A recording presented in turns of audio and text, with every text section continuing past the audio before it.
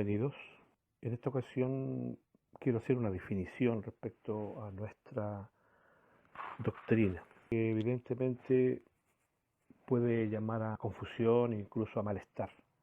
El haber conocido a una persona muy interesante, me refiero a una doctora odontóloga, muy joven, amable, muy atenta, con un espíritu muy hermoso, al igual que ella, con su ayudante, con la cual compartí los puntos iniciales de lo que era el formato de nuestro canal.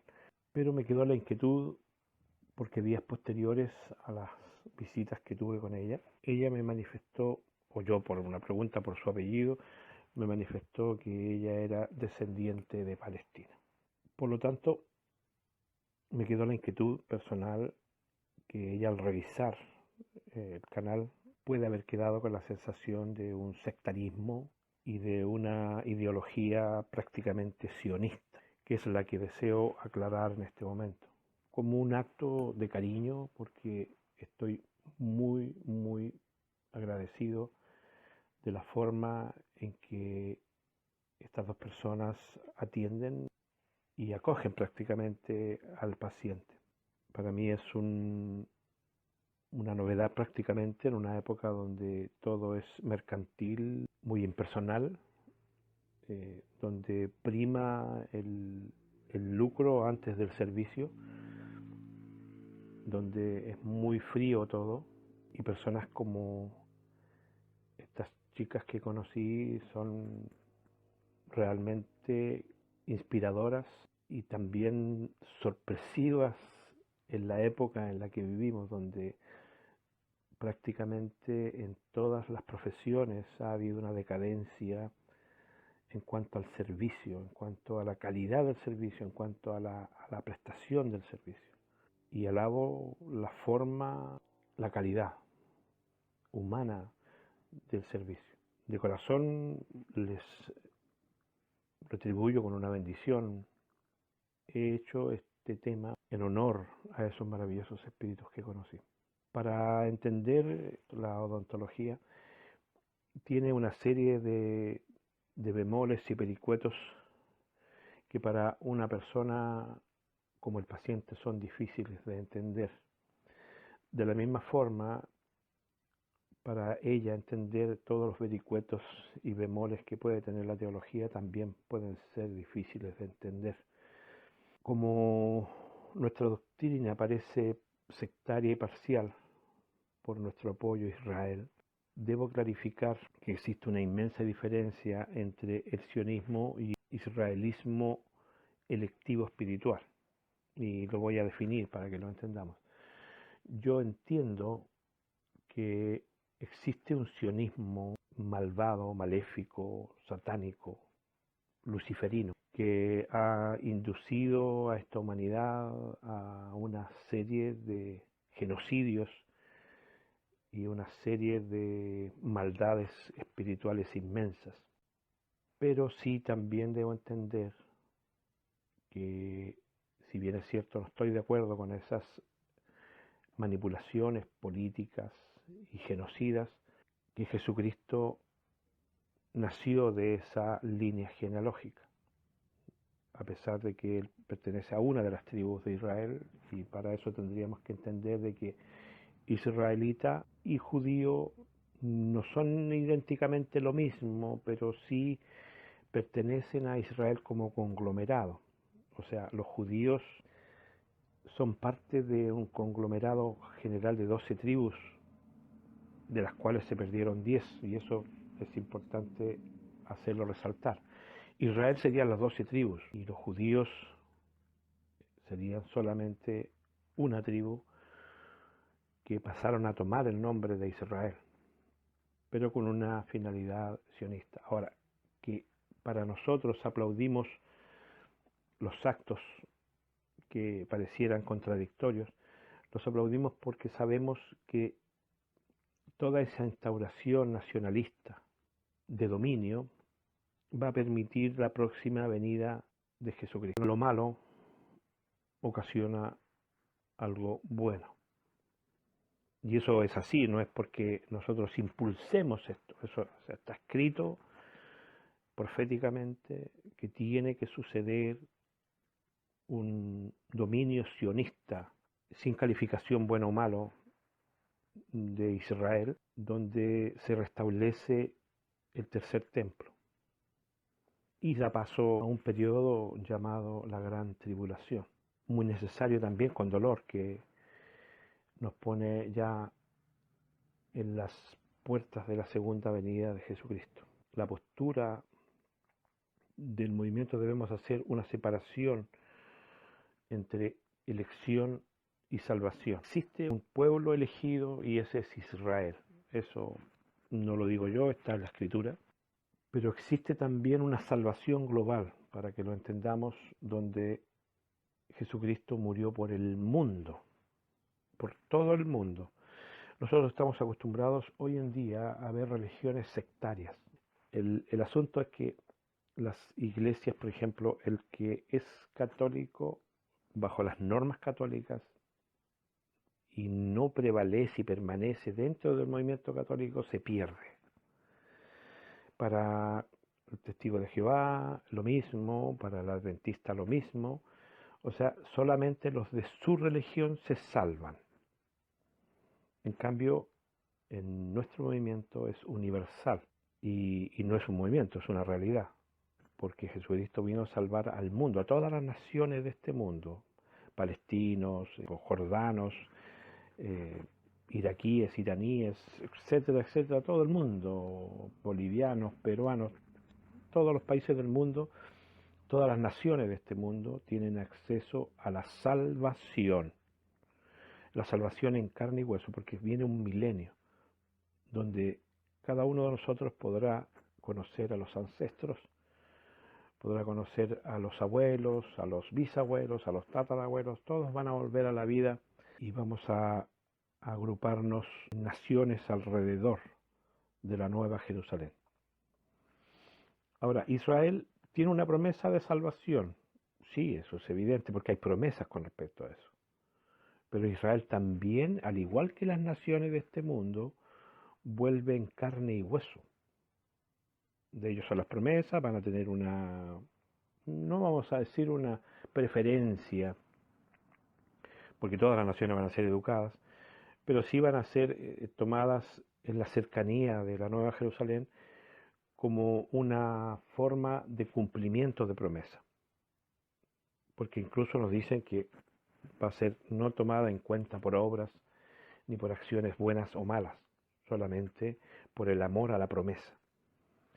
Y en esa promesa también está la famosa frase que de tal manera amó Dios al mundo que ha dado su Hijo unigénito para que todo en aquel que crea tenga vida eterna. En el mundo las naciones van a viajar o van a mirar hacia Jerusalén para adorar a este Dios maravilloso, a su Padre y a su Hijo. Esas son las buenas nuevas. Las buenas nuevas, la palabra evangelio significa buenas nuevas. No un sectarismo donde se salva solo el católico, o solo el adventista, o solo el testigo de Jehová, o solo el pentecostal, o solo Israel. No. Todas las naciones del mundo vendrán a adorar de la Nueva Jerusalén. Eso que quede claro.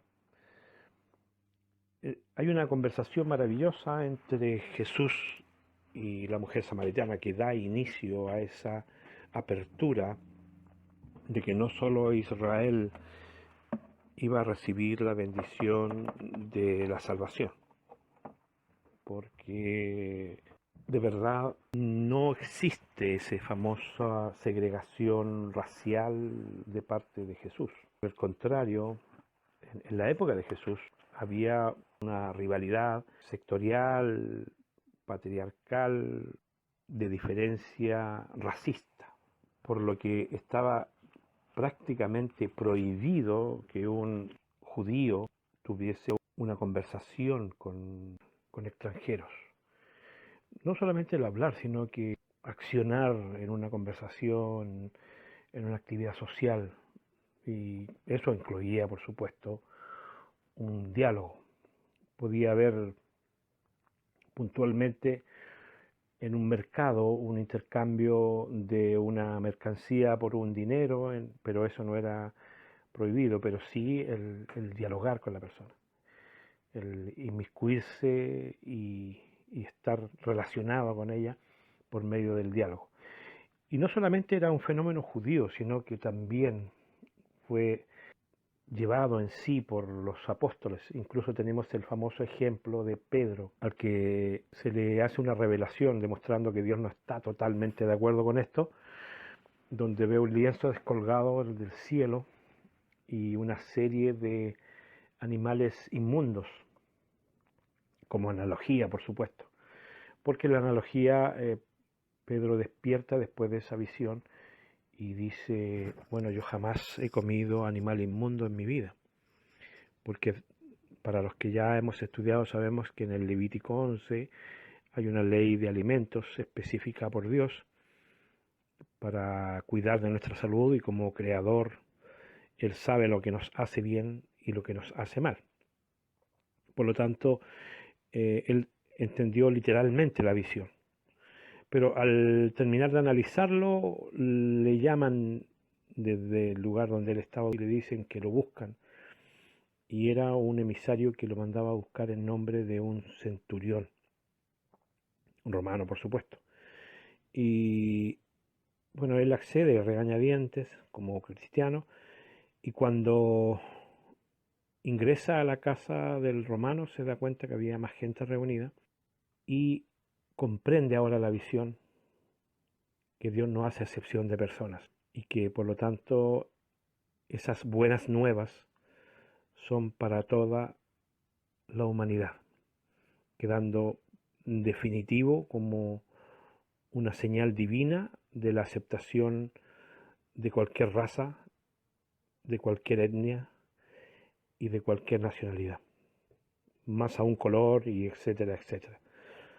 La elección es divina y no humana, lo que justamente conlleva también a pasar por alto ese famoso y mal usado libre albedrío, porque la elección también es destinada. Aunque pareciera injusto, vuelvo a insistir, existe un gobierno donde Dios sabe perfectamente quiénes son puestos en esta tierra para sufrir, para llorar, para aprender de cada ser humano.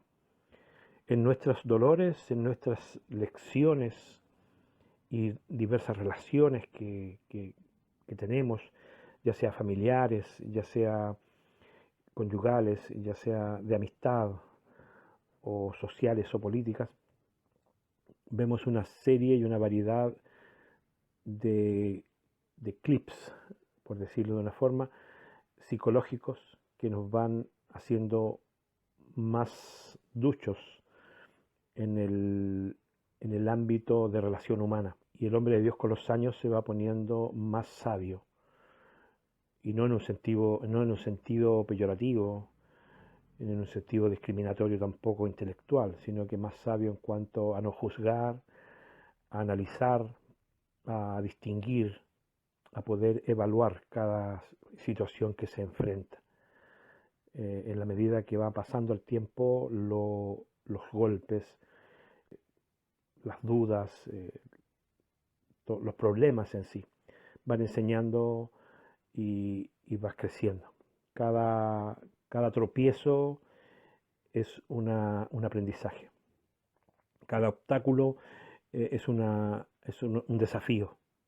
Por lo tanto, la vida en sí es una escuela. Y esa escuela, para los que están siendo preparados para el reino de Dios, es muy importante. Cuando comprendamos que el plan salvación es eso, una forma de, en esta primera etapa, de crear o habilitar o educar a una serie de elegidos para el reino de Dios, y ese reino de Dios es un gobierno mundial donde los otros que no tuvieron ese acceso, y no solamente están los reinos conocidos hoy día, también están todos los indígenas que han vivido a través de la historia, y ni siquiera han oído hablar de Cristo. Serán reeducados y serán restablecidos y enseñando las maravillas ocultas para ellos y para mucha gente más. Por esto todas las reivindicaciones sociales, étnicas, morales, conductuales, territoriales, son vanas. Cuando existe un conflicto de intereses o territoriales entre Chile y Bolivia, Chile y Perú, Perú y Ecuador, Argentina con Brasil, Brasil con Paraguay, Brasil con Uruguay. En el Medio Oriente es una inmensidad de peticiones y solicitudes, de reivindicaciones territoriales, como el caso palestino con Israel. Son vanas y humanas, porque cuando todo esto termine, eso como cristiano es bueno saberlo, cuando todo esto termine, eso no tiene ninguna importancia, porque es establecido un reino absoluto y global, donde esas diferencias políticas en el fondo, porque son manejadas como intereses políticos, son vanas y sin provecho, no conducen a nada más que a conflictos, más que a odios, más que a rencores, más que a dolores. Es bueno considerar esa parte cristiana. Por eso un cristiano es apolítico, republicano, no está adherido a nada.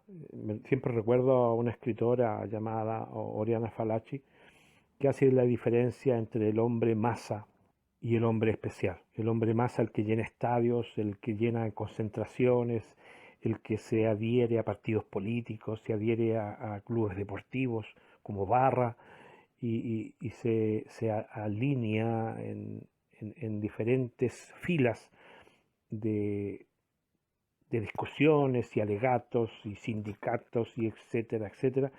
Es un tipo manejable, es un tipo manejado.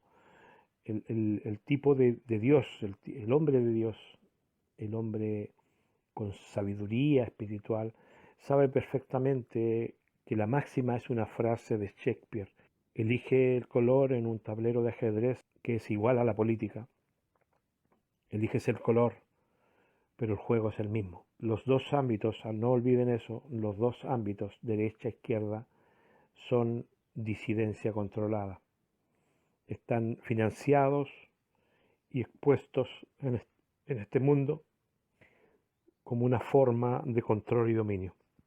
El famoso dicho dividir para gobernar. En el libro de Juan se nos muestra la escena maravillosa de Jesús conversando con esta mujer. Cuando él entendió que había esa diferencia, pasó por Samaria y Samaria estaba, por supuesto, habitada por gente, una línea sanguínea distinta a la de Israel.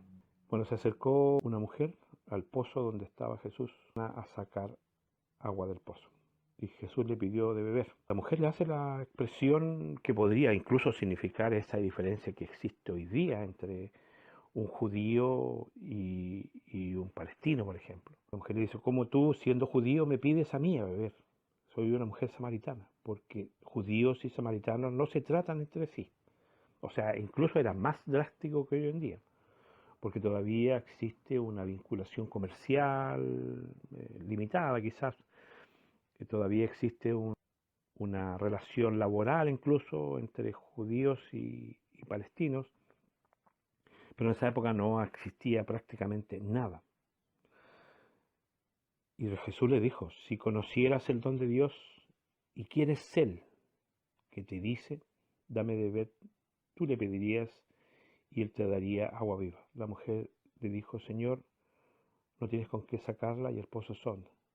¿De dónde viene pues el agua viva? Se demuestra que la mujer no tenía ni un conocimiento teológico y Jesús se refería a la parte espiritual. Jesús concreta este llamado diciendo lo siguiente. Señor, me parece que eres profeta, le dice la mujer. Nuestros padres adoraron este monte y vosotros decís que en Jerusalén es el lugar donde se debe adorar. O sea, a nosotros todos se nos ha dicho de que la prioridad es Israel los judíos y Jerusalén. Pero Jesús le dijo, mujer, créeme que la hora viene cuando ni en este monte ni en Jerusalén adoraréis al Padre. Al Padre, que quede claro. Vosotros adoráis lo que no sabéis. Nosotros adoramos lo que sabemos. Porque la salvación viene de los judíos. Mas la hora viene y ahora es cuando los verdaderos adoradores adorarán al Padre en espíritu y en verdad. Porque también el Padre tales adoradores busca que le adoren. Dios es espíritu y los que le adoran en espíritu y en verdad es necesario que le adoren. Bueno, hay una explicación teológica bastante profunda donde Jesús le da a entender que a futuro, porque eso todavía no sucede, todavía todas las naciones, me refiero más allá, todas las religiones miran hacia Jerusalén como el lugar de adoración, donde está ese monte, porque ese monte está en pugna, el monte en el cual está establecido la mezquita de Omar y donde Israel ansía y pretende establecer el tercer templo, avalado y financiado incluso por religiones de este mundo. Pero Jesús le dice, no, no es ese el punto será que en un milenio, porque como vuelvo a insistir, no ha ocurrido, ocurrirá que no solamente se adorará al Padre en ese lugar, sino que en todo el mundo, en todos los montes, en todas las naciones de este mundo adorarán y tendrán acceso a hacerlo. Y está abriendo la puerta para que esa mujer samaritana también se sintiera parte de. Muestra que hay una apertura hacia eso. Pero la finalidad para que entendamos y definamos bien lo que es la elección es lo siguiente. La elección de parte de Dios es de un pueblo, primero, que va a resucitar carnalmente, pero a través de la historia tiene otra subelección, o sea, no diríamos supraelección, que es elegir a ciertos personajes que sobresalen de la masa para que asistan en ese gobierno mundial.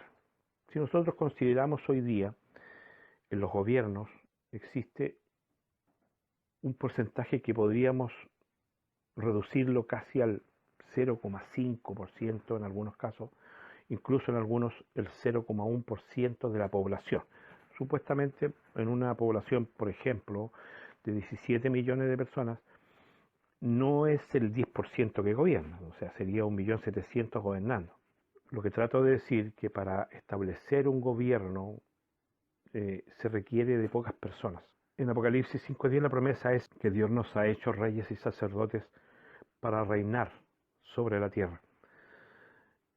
La elección puntual más clasificada es que a través de la historia va tomando ciertas personas con un carácter y con una disposición de amor, de enseñanza, de aceptación y de comprensión hacia la humanidad para cogobernar en el periodo milenial.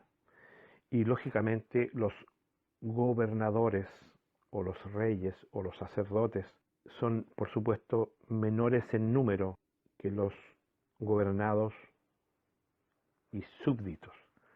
Es como en un colegio hay una cantidad grande de alumnos y son menos, por supuesto, los profesores. No pueden ser 40 profesores para un alumno, sino que al revés, pues son un profesor para 40 alumnos, para que lo entendamos.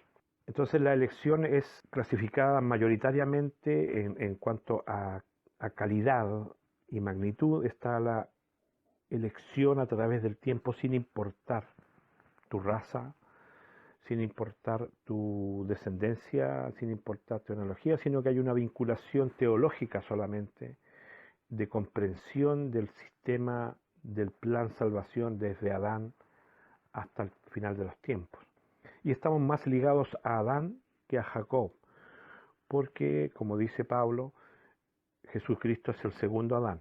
¿Por qué es el segundo Adán? Porque así como por Adán, que no tenía una nacionalidad, no era ni israelita, ni palestino, ni turco, ni boliviano, ni peruano, etcétera, etcétera, no tenía una nacionalidad, por él entró el pecado, o sea, en su época entró el pecado, por un hombre entró el pecado, por lo tanto era justo que por un segundo Adán también se librase de esa maldición que era la muerte y tuviésemos acceso a una vida plena, en justicia, sin lágrimas, sin llanto, sin dolor y todas las cosas que hemos aprendido en este colegio. En esa línea, desde Adán, tenemos la posibilidad sin nacionalidad de tener acceso a la elección de Dios, que a través de la historia fue tomando a diversos hombres para ser elegidos y seleccionados para gobernar con él. Que quede claro que eso no es la masa. Después hay una masa electiva, que es la promesa que Dios le hace a Jacob, donde Jacob se le cambia nombre y se le pone Israel, y, ¿no es cierto?, tenemos una línea donde hay un pueblo elegido. Un pueblo que fue desmembrado en el periodo de los asirios, donde, como resumen, se perdieron 10 tribus y solamente quedaron las 2 tribus que estaban en Jerusalén, Judá y Benjamín. El asunto continúa de esta forma. Jacob y Israel, como dije, tiene una elección. Jacob tiene una elección sanguínea de un pueblo hasta el final de los tiempos, pero ellos son resucitados en carne, a diferencia de los elegidos desde Adán hasta el final, que son elegidos y resucitados en espíritu. O sea, no significa que sean etéreos, sino que van a ser divinizados y van a ser seres espiritualmente similares a Cristo. Como él dice en una parte, dioses sois. Es maravilloso entender eso. Entonces habrá una gran masa de personas, dentro de las cuales, solamente por una distinción de elección puntual, está Israel. Pero tendrán parte y acceso todas las otras naciones. Vuelvo a insistir, todos los ancestros de cada ser humano serán posibles de abrazar, de volver a saludar, de volver a reencontrarse. Con el, por supuesto, ejemplo de las generaciones. A pesar que va a ser interesante conocer a tu tátara, y etcétera, etcétera. Y conocer al primero de tu línea. También va a ser muy interesante ese encuentro. Porque las naciones se van a reunir en una línea también de descendencias, con familias y con orígenes. El orden va a ser establecido por los ángeles. El gobierno divino va a estar no solamente regido por estos nuevos dioses o estos nuevos gobernantes, y no se necesitará la maquinaria que existe hoy día en los gobiernos, donde existe una serie de ministerios y labores incluso que son meramente administrativas e inútiles, que hacen solamente un verdadero cuoteo político para brindar favores. En cambio, en esa época existirá el gobernador o rey, que gobernará sobre millones de personas, y el sacerdote que va a dar la instrucción teológica del momento. Y toda la parte ministerial será dada a los ángeles. Ellos serán los que harán la vigilancia, la observación y las lineaciones conductuales. No olvidemos que los ángeles son millones de millones, que va a estar vigilando su conducta, su forma, su proceder, y para calificarnos nuevamente, porque el milenio sí es cierto que es una bendición para la humanidad, pero si bien es cierto también es un momento de calificación mucho más acotada que la de ahora, porque ahora vemos impunidad, ahora vemos ignorancia, desconcierto, y vemos ahora una falta de horizontes, falta de esperanzas. La humanidad no sabe a dónde va, mucha gente no sabe por qué existe en este mundo, para qué está viviendo, hacia dónde va. En este análisis, en este aclarar, está el hecho que no existe esa rivalidad que han hecho las naciones ahora, que existe entre izquierda y derecha, Rusia, Estados Unidos, China, Estados Unidos, Israel y Palestina, Israel, Irán. Esas son divisiones creadas por la supremacía humana, por los poderes fácticos, que evidentemente son parte de la profecía que viene. Se estudia a las fuerzas masónicas, a las fuerzas sionistas, como el libro de los sabios de Sión, demuestra de que ellos tienen una planificación que se ha venido ejecutando a través del tiempo, con un manejo de las masas, con un manejo de la prensa, con un manejo de la política. Solamente acoto finalmente que qué pasa, por ejemplo, alguien me preguntaría, ¿qué pasa con los hijos de Caín? Bueno, justamente son todos aquellos, es el gobierno de Dios inverso, para que lo entendamos. En el reino de Dios, los elegidos espirituales van a cogobernar con Cristo. Digo que los hijos de Caín son el inverso. Los hijos de Caín son los que han gobernado, son los que lideran a las naciones, son los reyes y sacerdotes de este mundo, son los que han dominado a las masas, son los que han gobernado este mundo con injusticia, con depredación, con absolutismo, con controles, con genocidios, con eugenesia. Ellos son los hijos de Caín, son los hijos del primer homicida. Han pisoteado al pueblo, lo han martirizado, lo han utilizado. La casta política en un 90% son los hijos de Caín en este mundo. Pero bueno, eso ya es otro tema. Por un hombre inicial, Adán, entró el pecado, y por un segundo Adán, Jesucristo, independientemente de su genealogía, salvó a todo el mundo, el mismo mundo que cayó en el pecado y cayó en la muerte y cayó en el castigo, el sacrificio, las lágrimas, el sudor y todo lo que conocemos. Y Jesucristo repone todo eso, dando una nueva oportunidad, un nuevo Edén para este mundo. Esas son las buenas nuevas. Todos, sin diferencia de raza, color y creencia, tendrán parte en ese milenio. No somos ni absolutistas ni somos sectarios. Esa es la buena nueva. La diferencia sí está en que hay esa nueva elección de parte de Dios es para establecer un gobierno, y necesita gente que ha sido experimentada en dolores, experimentada en injusticias, experimentada en observación al resto del ser humano.